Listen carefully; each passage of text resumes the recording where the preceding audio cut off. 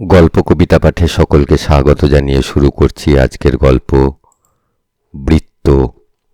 লেখক নারায়ণ গঙ্গোপাধ্যায়। প্রথমটায় ব্রজেনপাল রাজি হয়নি, কিন্তু নীলকণ্ঠ টাকার অঙ্কটা যত বেশি বাড়াতে লাগল, অন্ধকারে তত বেশি হিংস্র জানোয়ারের মতো জ্বলে উঠতে লাগল ব্রজেনপালের চোখ। তারপর এক সময়ে দেখা গেল তিনটে আগুন একসঙ্গে জ্বলছে, দুটো চোখ আর একটা বিড়ির রক্তদীপ্তি। রাতটা যেমন অন্ধকার তেমনি থমথমে। সামনে তিনটে টানা রেল লাইন পড়ে আছে। অন্ধকারে তাদের দেখা যাচ্ছে না, শুধু ঘষা ইস্পাত ঝিকিয়ে উঠছে।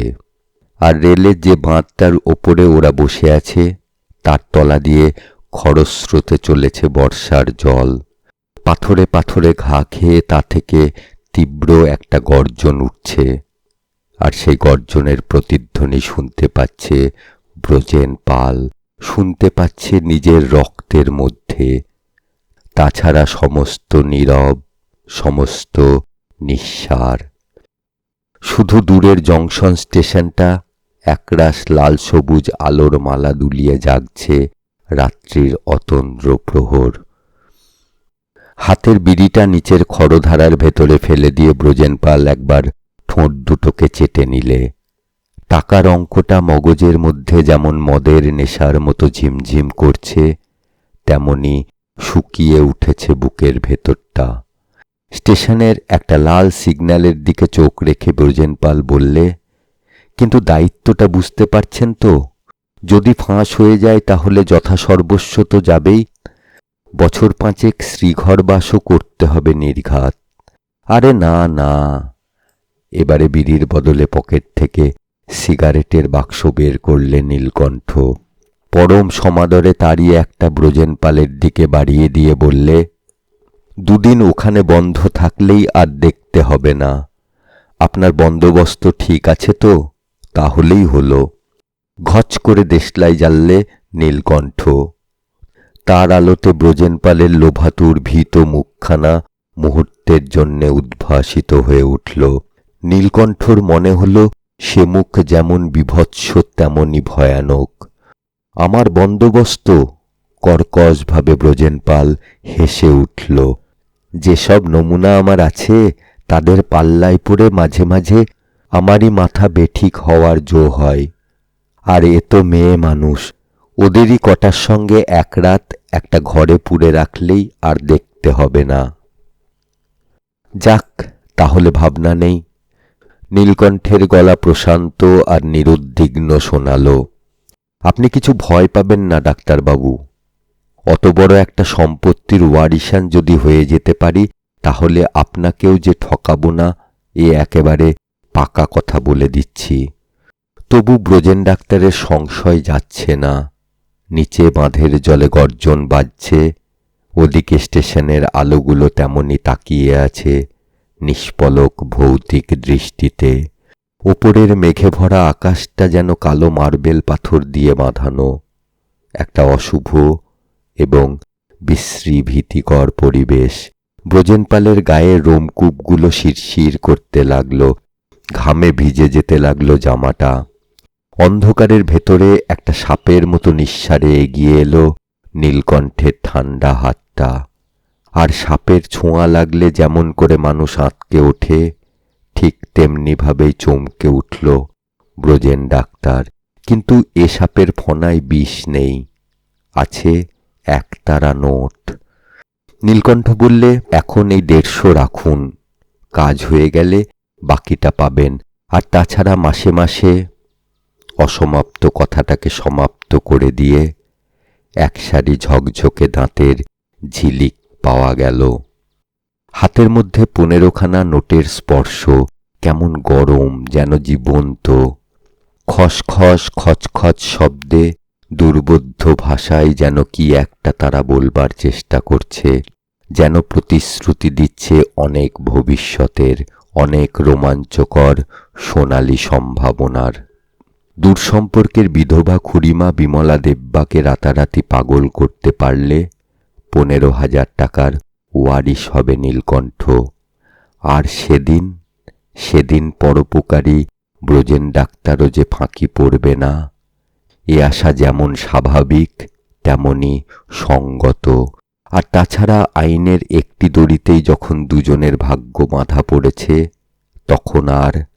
প্রায় নিঃশব্দ গলায় ব্রজেন ডাক্তার বললে, রাজি। আকাশে তারা নেই, শুধু স্তূপাকার নিরন্ধ্র মেঘ। দূরে স্টেশনের আলোগুলো তেমনি নিষ্পলক ভৌতিক চোখ মেলে তাকিয়ে রইল, আর তেমনি করে বাঁধের খরস্রোতা বর্ষার জলের সঙ্গে ঐক্যতান মিলিয়ে ব্রজেন ডাক্তারের বুকের রক্তও গর্জন করতে লাগল। কলকাতা থেকে মাইল 15 দূরে ব্রজেন ডাক্তারের উন্মাদ নিকেতন। ক্যাম্বেল থেকে পাশ করে কিছুদিন পসার জমাবার চেষ্টা করেছিল শ্রীরামপুরে, কিন্তু পসার জমল না। দেনার জ্বালায় ডিসপেন্সারি বিক্রি হয়ে গেল। মনের দুঃখে গভীর একটা সংসার বৈরাগ্য অবলম্বন করে সে নিরুদ্দেশ যাত্রা করলে। কম্পাউন্ডার হারাধন খবরের কাগজে বার কয়েক বিজ্ঞাপন দিয়েও যখন কোনো হদিশ পেলে না, তখন গোটা কয়েক আয়ুর্বেদীয় মহৌষধের শিশি সাজিয়ে সে ভৈষজ্য শাস্ত্রী হয়ে বসল। ব্রজেন ডাক্তার ফিরল প্রায় 1 বছর পরে।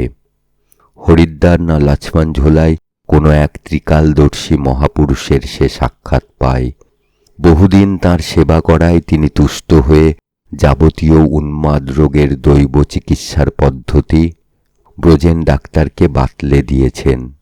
তাঁরই উপদেশে এবং আদেশে শুধু মানব সমাজের কল্যাণের জন্যেই ব্রজেন ডাক্তার লোকালয়ে ফিরে এসেছে। কোনো লাভ না নিয়ে একমাত্র ওষুধ তৈরির খরচার বিনিময়ে নিঃস্বার্থ সেবাব্রতী ব্রজেন ডাক্তার এখানে উন্মাদ নিকেতনের প্রতিষ্ঠা করেছে। তারপর আস্তে আস্তে পসার জমে উঠেছে। প্রথমে ছিল টালির ঘর, এখন সেখানে তুলেছে 3খানা ছোট ছোট দালান। কোনোখানে রোগী রেখে যারা সুফল পায়নি, তারা এসে ব্রজেন ডাক্তারের দ্বারস্থ হয়েছে। চিকিৎসা কতদূর কি হয় তা জানে ব্রজেন ডাক্তার, আর জানেন সেই ত্রিকালদর্শী মহাপুরুষ। কিন্তু বেশিরভাগ ক্ষেত্রেই মানুষের সেটা দ্রষ্টব্য নয়। একটা আশ্বাস দরকার, একটা অপ্রিয় কর্তব্য বুদ্ধিকে পরিতুষ্ট রাখা দরকার। মৃত্যুকে সহ্য করা যায়, সে চিহ্ন রাখে না। 2 দিন পরে আপনা থেকেই যায় বিস্মৃতিতে বিলীন হয়ে। নিছক একটা মনোবিলাসের মধ্যেই তার পরিসমাপ্তি। কিন্তু মৃত্যুর চাইতে যা ভয়ঙ্কর, যা জীবনের একটা মর্মান্তিক বিদ্রূপ, তাকে সহ্য করা অসম্ভব। মানুষ পাগলকে গুলি করে মারতে পারে না, গলা টিপে শেষ করে দিতে আইনের বাধা আছে। তাই তাকে পাগলা গারদে পাঠিয়ে নিশ্চিন্ত হয়।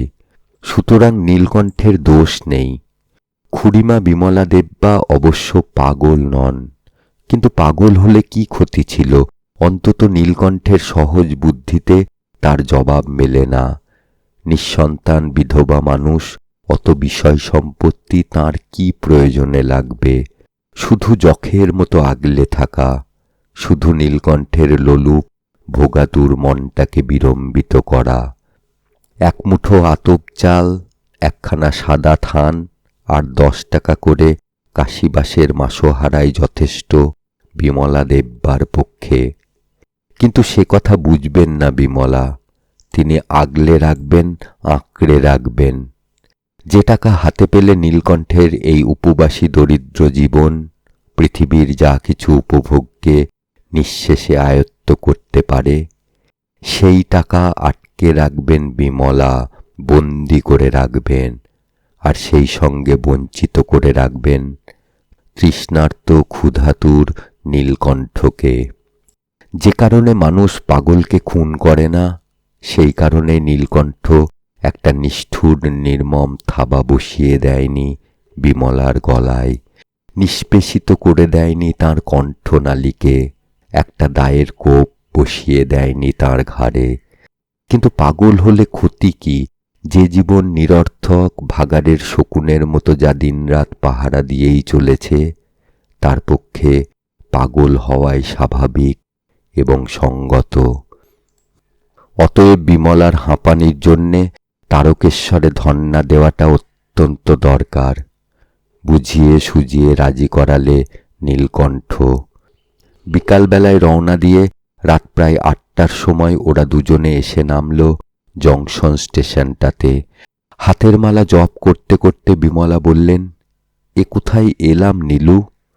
সে কথার জবাব না দিয়ে নীলকণ্ঠ নিজেই কাঁধে তুলে নিলে বিমলার ভারী ট্রাঙ্কটা। বললে, চলো খুড়িমা, কোথায় যেতে হবে? এ তো বাবার থান বলে মনে হচ্ছে না। না, বাবার থান নয়। সকালবেলায় এখান থেকে গাড়ি বদল করে তারকেশ্বরে যেতে হবে। চলো, ভালো ধর্মশালা আছে, রাতটা সেখানেই কাটিয়ে। বিমলা বললেন, তা বেশ, কিন্তু আমি তো বাবা বিধবা মানুষ, ধর্মশালার আচার বিচার সেসব তোমাকে ভাবতে হবে না খুড়িমা, আমি আছি কি করতে। নীলকণ্ঠ এমনভাবে একমুখ হাসলে যে বিমলার আর বলবার কিছু রইল না। রেললাইন ছাড়িয়ে দুজনে মেঠো পথে নেমে পড়ল। আকাশ আজও অন্ধকার। দিগন্তে যে চাঁদ দেখা দিয়েছিল অনেকক্ষণ আগেই তা মেঘের অন্তরালে হারিয়ে গেছে। শুধু কতগুলো জলজ্বলে তারা সংশয়াকুল চোখে দৃষ্টি ফেলেছে পশ্চিমের দিকচক্র থেকে। দুপাশের ডোবায় জমা বৃষ্টির জল থেকে উঠছে ব্যাঙের কোলাহল। পথের কাদায় বিমলার পা পিছলে যেতে লাগল। হঠাৎ একটা সন্দেহে ভারী হয়ে উঠল বিমলার মন। নির্জন অন্ধকার পথ, চিৎকার করলেও কারো সাড়া পাওয়া যাবে না কোনোখানে। হাতের মালার ভেতরে বিমলার আঙুল আটকে গেল। কোথায় নিয়ে যাচ্ছিস নীলু? তোর মতলব কি? এক মুহূর্তের জন্যে যেন পাথর হয়ে গেল নীলকণ্ঠ। বিমলা কি বুঝতে পেরেছেন সব? কিন্তু এক মুহূর্ত মাত্র নিজেকে সামলে নিতে নীলকণ্ঠের সময় লাগল না। কেন ভয় পাচ্ছ খুড়িমা? এসে পড়েছি, ওই যে আলো দেখতে পাচ্ছ না? সত্যি আলো দেখা গেল। অন্ধকার মাঠের ভেতরে ব্রজেনপালের উন্মাদ নিকেতনে আলো জ্বলছে। আগে থেকেই পাকা বন্দোবস্ত আছে নীলকণ্ঠের। বিমলা আলো দেখে স্বস্তির নিঃশ্বাস ফেললেন। ওইটাই কি ধর্মশালা নাকি? নিশ্চয়। শেয়ালের মতো শব্দ করে নীলকণ্ঠ হেসে উঠল। ধর্মশালা বই কি, চমৎকার জায়গা। ওখানে একবার ঢুকলে তুমি আর বেরুতে চাইবে না।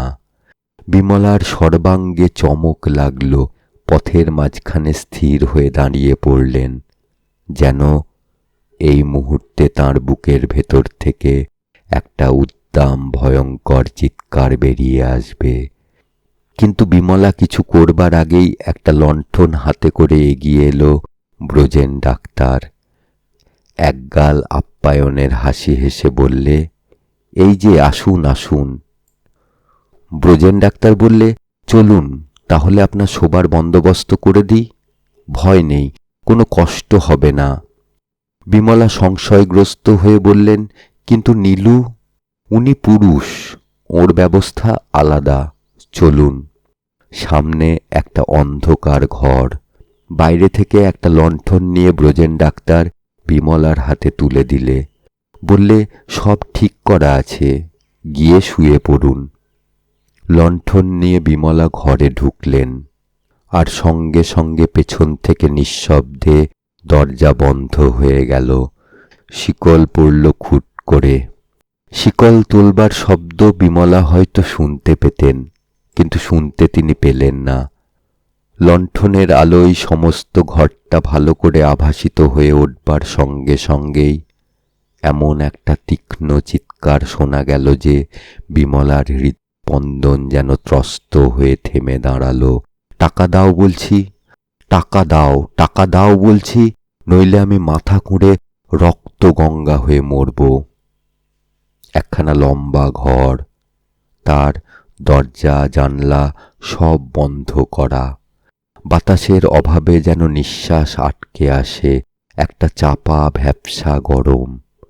তার ভেতরে জমাট হয়ে আছে তীব্র দুর্গন্ধ, বমির গন্ধ। ঘরের 3 দিকে 3টি তক্তপোষ, তার বালিশ বিছানা মেঝেতে স্তূপাকার হয়ে পড়ে আছে। আর সেখানে একটি মানুষ। এক লহমার মধ্যে বিমলা সম্বিত ফিরে পেলেন। ছুটে পালাতে চাইলেন বাইরে, কিন্তু দরজা বন্ধ, ভালো করেই বন্ধ। নুনের গুণ জানে ব্রজেন ডাক্তার। বিমলা চিৎকার করে বললেন, দরজা খুলে দাও, শিগগির দরজা খুলে দাও। এ আমি কোথায় এলাম শুনছ? দরজা বন্ধ করে দিলে কেন? খুলে দাও। বাইরে থেকে সাড়া এলো না, কিন্তু সমস্ত ঘরটা সজীব হয়ে উঠল।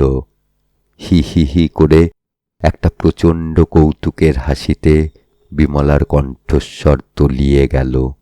কে হাসছে? অমন করে কে হাসছে? যে হাসছে সে একটি মেয়ে। তার সমস্ত কপালটা তাজা রক্তে রাঙা, তার গাল মুখ বেয়ে টপ টপ করে রক্ত বুকের ওপরে গড়িয়ে পড়ছে। চোখে দেখলেও বিশ্বাস করা যায় না সারা গায়ে অমন রক্তস্রোত নিয়ে কেউ অমন করে হাসতে পারে কখনো। ভ্যাপসা বন্ধ ঘরে বমিয়া নোংরার দুর্গন্ধের মধ্যে লণ্ঠনের অস্বচ্ছ একটা রহস্যময় আলোর একটা ভয়ঙ্কর বিভীষিকা। ভয় পাচ্ছ? কেন ভয় পাচ্ছ? টাকা দেবে না? তাহলে আমি মাথা খুঁড়ে মরব, ঠিক মাথা খুঁড়ে মরব। মেয়েটা যেই রক্তাক্ত মাথাটা তেমনি করে দেওয়ালের গায়ে ঠুকতে লাগল, সাদা চুনের গায়ে জলজল করতে লাগল এলোমেলো রক্তের ছোপ। ভাঙা গলায় আর্তনাদ করে প্রাণপণে দরজা ধাক্কাতে লাগলেন বিমলা। খুলে দাও, ওগো কে আছো? খুলে দাও, এ আমাকে কোথায় নিয়ে এলে? মুহূর্তে পাশের তক্তপোষের তলা থেকে একখানা হাত বেরিয়ে এলো। একখানা সাদা হাত, তাতে এক পর্দা পাতলা চামড়া আর কয়েকখানা হাড়ের টুকরো ছাড়া কিছু নেই। লণ্ঠনের আলোয় তক্তপোষের নিচে কিছু দেখা যায় না। মনে হয় যেন কোনো একটা দেহহীন অশরীরী একটা অমানসিক হাত লোলুপভাবে বিমলার দিকে বাড়িয়ে দিয়েছে। বিমলা চমকে সরে যাওয়ার চেষ্টা করলেন, কিন্তু সরে যেতে পারলেন না।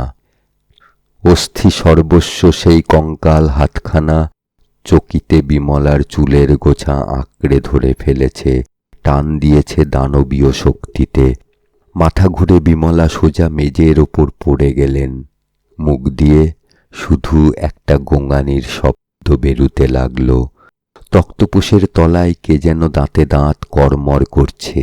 রাক্ষসী ডাইনি, স্বামীকে খেয়েছিস, আমার 12 বছরের মেয়েটাকে চিবিয়ে খেয়েছিস, আবার আমাকেও খেতে এলি, আজ আমি তোকেই চিবিয়ে খাবো। শেষ শক্তিতে একটা ঝটকা দিয়ে বিমলা উঠে বসলেন। দম আটকে আসছে, চোখে ধোঁয়া দেখছেন। লণ্ঠনের আলোয় ভৌতিক ঘরটা যেন দৃষ্টির সামনে ঘুরপাক খাচ্ছে। মাথার ভেতরে অসহ্য যন্ত্রণা। ওই সাদা কঙ্কাল হাতটা একগুচ্ছ চুল আঙুলে জড়িয়ে নিয়ে সমস্ত মেজেটা হাতড়ে বেড়াচ্ছে, যেন বিমলাকেই খুঁজছে। খোলো, খোলো, দরজা খোলো, ওগো কে আছো, বাঁচাও। কিন্তু গলার স্বর তলিয়ে যাচ্ছে। রক্তাক্ত মাথা আর মুখ নিয়ে সেই মেয়েটা হাসছে। নিজের রক্ত গড়িয়ে পড়ছে তার মুখে। সেই রক্ত সে জিভ দিয়ে চেটে চেটে খাচ্ছে, আর জানোয়ারের মতো একরাশ ধারালো দাঁত বের করে হেসে চলেছে অনবরত। মেজের ওপর একখানা কঙ্কাল হাত অবিশ্রান্ত কি যেন খুঁজছে। আতঙ্কের যতটুকু বাকি ছিল এবারে তাও পূর্ণ হয়ে উঠল। অন্ধকার কোণা থেকে বিদ্যুৎ চমকের মতো একটা মূর্তি লণ্ঠনের আলোয় যেন মাটি ফুঁড়ে উঠে এলো। সম্পূর্ণ উলঙ্গ একটি নারী মূর্তি। গায়ের রং পাথরের মতো কুচকুচে কালো। বুকের ওপর উজ্জ্বল একটা শুকনো ক্ষতচিহ্ন। আগুনের মতো দুটো চোখ বিমলার দিকে ফেলে বললে, এই মরা এনেছিস? আমি রক্ষাচণ্ডী, মরা খাবো। কড়মড় করে মরার মাথা কাঁচা চিবিয়ে খেতে বড্ড ভালো লাগে। তুই মরা আনিসনি? পায়ের তলা থেকে সমস্ত পৃথিবী সরে যাচ্ছে। কি বিশ্বাস হচ্ছে না এখনো? জটা বাঁধা একরাশ চুলে ঝাঁকুনি দিয়ে সেই উলঙ্গ মূর্তিটা গর্জন করে উঠল, তবে দেখবি, দেখ দেখ। বিমলা দেখলেন সেই বিকট মুখখানা থেকে আধ হাত লম্বা একখানা লকলকে কালো জিভ বেরিয়ে এলো, আর জিভটা দুলতে দুলতে ক্রমেই তাঁর দিকে এগিয়ে আসতে লাগল, যেন শেষবার আর্তনাদ করে দরজার গায়ে হেলে পড়লেন বিমলা। নিজের রক্ত চাটতে চাটতে সেই মেয়েটা তখনও হাসছে, তখনও কঙ্কাল হাতখানা জোকের মতো কতকগুলো আঙুল জড়িয়ে মেজের ওপরে কি খুঁজে বেড়াচ্ছে। বাইরের ঘরে তখন মদের বোতল খুলে বসেছে ব্রজেন ডাক্তার আর নীলকণ্ঠ। আকাশে বর্ষার মেঘ গুম গুম করে ডাকছে, দুর্যোগের আশঙ্কায় পৃথিবী নিস্পন্দ। লোকালয়ের সীমা থেকে বহুদূরে এই উন্মাদ আশ্রমে অন্ধকারের প্রেতচ্ছায়া। রক্তের মধ্যে নাচছে মদের চমচমে নেশা, বুকের মধ্যে আনন্দ আকাঙ্ক্ষার জোয়ার। 15,000 টাকার সম্পত্তির স্বর্ণদীপ্তি ছায়া ফেলছে নীলকণ্ঠের চেতনায়, ফেলছে ব্রজেন ডাক্তারের মনে। আবেগে নীলকণ্ঠ ভেউ ভেউ করে কেঁদে উঠল। ডাক্তারের একখানা হাত জড়িয়ে ধরে বললে, আর জন্মে তুমি আমার কি ছিলে ব্রাদার? বাবা না বাবার শালা? তোমার শালা। বলে নিজের রসিকতায় ব্রজেন ডাক্তার হেসে উঠল। কিন্তু তার কথা সে রাখলে। 7 দিন পরে যখন নীলকণ্ঠ গ্রামে ফিরল, তখন অবাক বিস্ময়ে সকলে শুনতে পেল তারকেশ্বরে যাবার পথে বিমলার মাথা হঠাৎ খারাপ হয়ে যায়, একেবারে উন্মাদ পাগল। তাই কর্তব্যপরায়ণ নীলকণ্ঠ তাকে এখানে না এনে সোজা উন্মাদ নিকেতনে জমা দিয়ে এসেছে। কুটিল সন্দেহে একবার নীলকণ্ঠের মুখের দিকে তাকিয়ে গাঁয়ের লোকে বললে, আহা। তারপরে পথ পরিষ্কার। দিন কয়েক আদালত কাছারি, উকিলের পরামর্শ, সব সহজ হয়ে গেল। কোনো ক্ষোভ নেই নীলকণ্ঠের, কোনো অতৃপ্তি নেই, শুধু একমাত্র আশঙ্কা বিমলা হঠাৎ কবে ভালো হয়ে যান, হঠাৎ কোন দিন বিনা মেঘে বজ্রাঘাতের মতো। কিন্তু ভরসা আছে ব্রজেন ডাক্তার, দুঃসময়ের বন্ধু, দুর্দিনের কাণ্ডারি। যতদিন সে বেঁচে আছে ততদিন ভাবনা নেই, তবু মনটা যেমন উৎকর্ণ তেমনি উৎকণ্ঠ হয়ে থাকে। নীলকণ্ঠের আজকাল ভয় করে, একটা অদ্ভুত অস্বাভাবিক ভয়। কালো মেঘের মতো ঘন সংশয়ে চেতনা আকীর্ণ হয়ে থাকে। রাত্রে ঘুমের মধ্যে মনে হয় বহুদূরে অন্ধকারে কারা যেন পাগলের মতো অস্বাভাবিক গলায় চিৎকার করছে। মুখের ওপর হঠাৎ যেন কার একটা উষ্ণ নিঃশ্বাস এসে পড়ছে। কার? বিমলার। বাইরে অন্ধকারে শুকনো পাতার ওপরে কি চলাফেরা করছে? শেয়াল না পুলিশ? ঘুমের ঝোঁকটা ভেঙে যায়, চমকে বিছানার ওপরে উঠে বসে নীলকণ্ঠ। মাথার ভেতরে রক্ত দাপাদাপি করে, মাতালের মতো লাফাতে থাকে শিরাগুলো। ঘরে অন্ধকার, বাইরে অন্ধকার। জানলার কাছ থেকে কে সরে গেল? ব্রজেন ডাক্তারের ওপর বিশ্বাস রাখতে ভরসা হয় না। যদি কখনো মদের ঝোঁকে ঘরের এক কোণে মালসা থেকে আগুন নিয়ে নিজেই হুঁকোটা ধরায় নীলকণ্ঠ। এত রাত্রে চাকরকে ডাকতে ইচ্ছে করে না, কেমন ভয় করে, কেমন সংশয় জাগে। ঘরে লোহার সিন্দুক, কোমরে চাবির তারা, যে কোনো অসতর্ক মুহূর্তে ওই চাকরটাই হয়তো গলা টিপে ধরতে পারে। বিশ্বাস নেই কাউকে, পৃথিবীর কাউকে না। ব্রজেন ডাক্তার কেউ নয়। কে? নীলকণ্ঠ চমকে উঠল। বারান্দায় জুতোর শব্দ। কে? কে ওখানে? আমি। আমি কে? প্রায় বিকৃত গলায় ঘর ফাটানো চিৎকার উঠল। আমি স্মৃতিকণ্ঠ। ঠক করে হাতের হুঁকোটা রেখে বিদ্যুৎ গতিতে নীলকণ্ঠ দাঁড়িয়ে পড়ল। ধড়াস করে খুলে ফেললে দরজাটা, হাতের লণ্ঠনটার তেজ বাড়িয়ে দিলে। এত রাত্তিরে বাইরে কি করছো?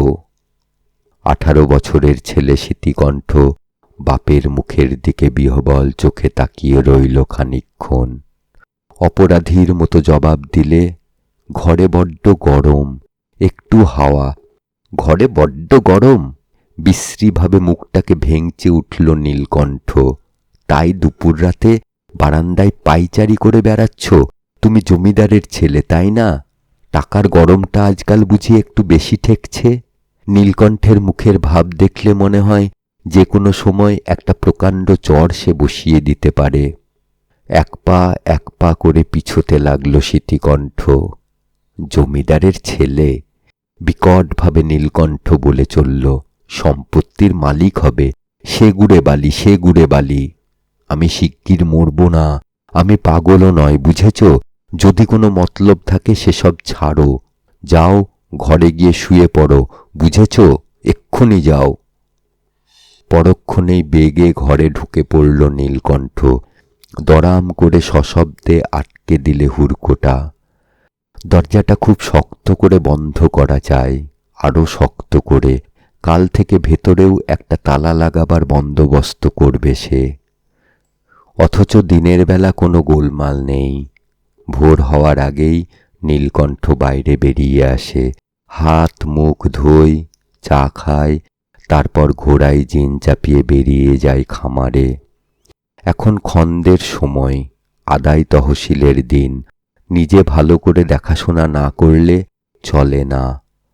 আশ্চর্য, প্রজাদের কাছে নীলকণ্ঠ যেন মাটির মানুষ। এত বড় সম্পত্তির মালিক, 10খানা গাঁয়ের ভেতরে একটা জাঁদরেল জমিদার, কিন্তু কোনো অহমিকা নেই। মাঠে যেখানে ফসল কাটা হচ্ছে সেখানে ঘোড়া বেঁধে একটা বাবলা গাছের ছায়ায় গিয়ে বসে। প্রজাদের সঙ্গে তামাক খায়, গল্প করে। অত্যন্ত ঘরোয়া গল্প, অত্যন্ত অন্তরঙ্গ। কিরে, তোর ছেলে কেমন? জ্বর ছেড়েছে? যদি না ছাড়ে আমার ওখানে পাঠিয়ে দিস। ভালো হোমিওপ্যাথিক ওষুধ দেব, একেবারে সেরে যাবে। হ্যাঁ, এবার তোদের গায়ে একটা কুয়ো করে দেব। ভারী জলের কষ্ট, তাই না? কিন্তু দেখছিস তো, যুদ্ধের বাজার, চুন সুরকি কিছু পাওয়া যাচ্ছে না।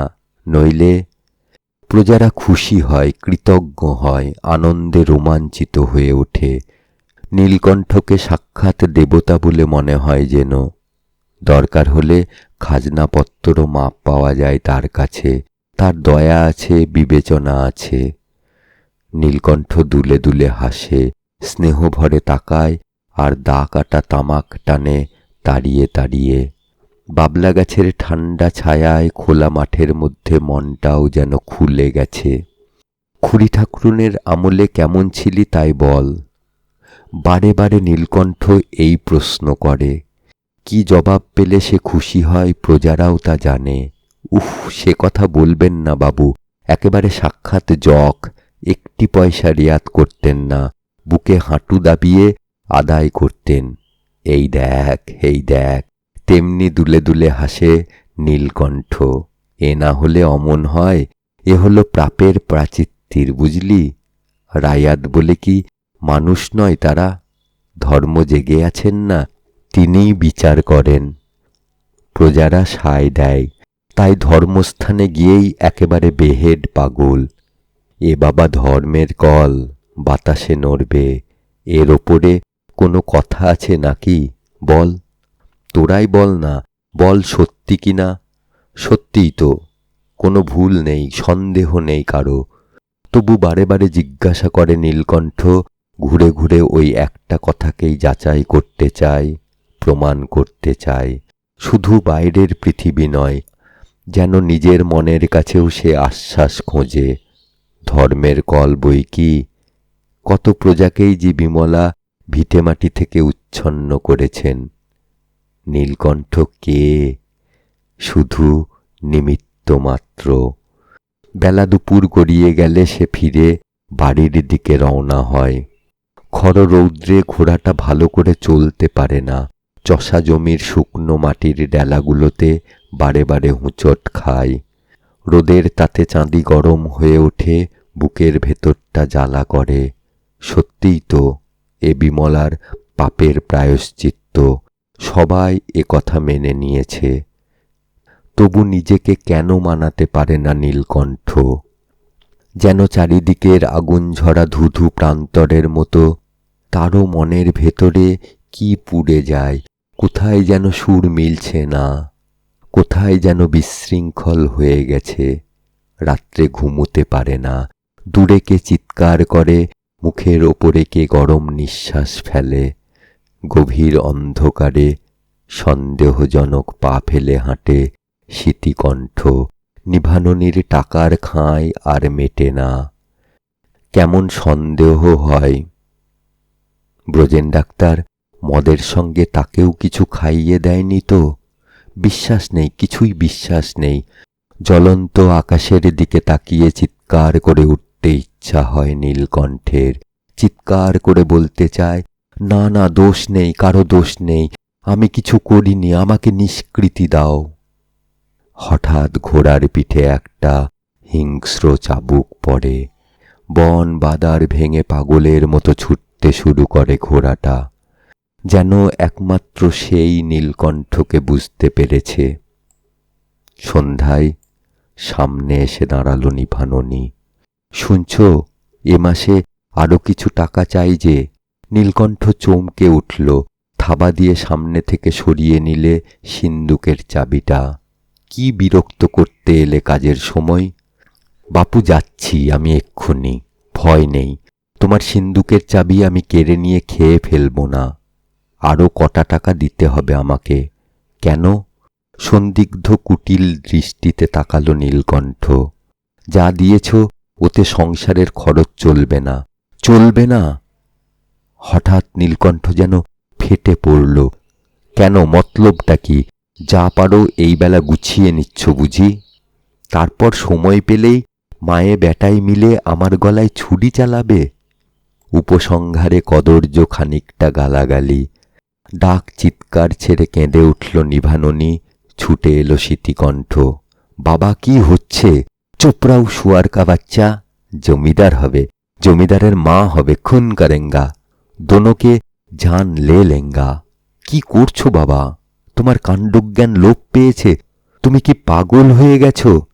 কি কি বললি? মুহূর্তে নীলকণ্ঠ নীল হয়ে গেল। এই ভয়ানক অনিবার্য কথাটার জন্যেই সে আশঙ্কা করছিল, এতদিন প্রতীক্ষা করছিল। একদিন নীলকণ্ঠের সুযোগ এসেছিল, আজ স্মৃতিকণ্ঠের। পৃথিবীতে একা ব্রজেন ডাক্তার নেই, অনেকে আছে, অনেক আছে সেই পাগলা গারদের দুঃস্বপ্ন। যেমন করে বিমলার চোখ দুটো ঠেলে বেরিয়ে এসেছিল, মুখের দুপাশ দিয়ে থুথু গড়িয়ে পড়ছিল, কুকুরের মতো শব্দ করে তিনি নীলকণ্ঠকে কামড়ে দিতে এসেছিলেন, তেমনি করে নীলকণ্ঠও কি একটা নিমেষে একটা খণ্ড প্রলয় ঘটে গেল। দেওয়ালে ঝোলানো পাঁঠাবলির রামদাখানা স্মৃতিকণ্ঠের কান ঘেঁষে যেন হাওয়ায় উড়ে গেল। ছনাৎ করে বারান্দা থেকে এক চটা সিমেন্ট উঠিয়ে নিয়ে আছড়ে পড়ল উঠোনে। একটুর জন্যে লক্ষ্যভ্রষ্ট হল মৃত্যু। থরথর করে কাঁপতে লাগল স্মৃতিকণ্ঠ। নিভাননি অচেতনের মতো বসে পড়ল মেঝের ওপর। পাগল, পাগল, একেবারে পাগল, বেঁধে ফেলা দরকার। এবারে নীলকণ্ঠ আর নড়তে পারল না। সমস্ত শক্তি যেন ওই রামদাখানা ছুঁড়ে দেবার সঙ্গে সঙ্গেই শেষ হয়ে গেছে। আর উপায় নেই, আর রক্ষা নেই। এবারে স্মৃতিকণ্ঠের দিন এসেছে। এখন অমনি করেই তার চোখ ঠেলে বেরিয়ে আসবে, তারও মুখ দিয়ে থুথু গড়িয়ে পড়বে, একটা কুকুরের মতো সেও হাত দুটো স্মৃতিকণ্ঠের দিকে বাড়িয়ে দিয়ে নীলকণ্ঠ হঠাৎ হো হো করে হাসতে শুরু করে দিলে। দমকে দমকে হাসির ধাক্কায় গাল বেয়ে ফেনা গড়াতে লাগল। বাঁধো, বাঁধো আমাকে, আমি সত্যিই পাগল, একেবারে উন্মাদ পাগল, একেবারে উন্মাদ পাগল, একেবারে উন্মাদ পাগল।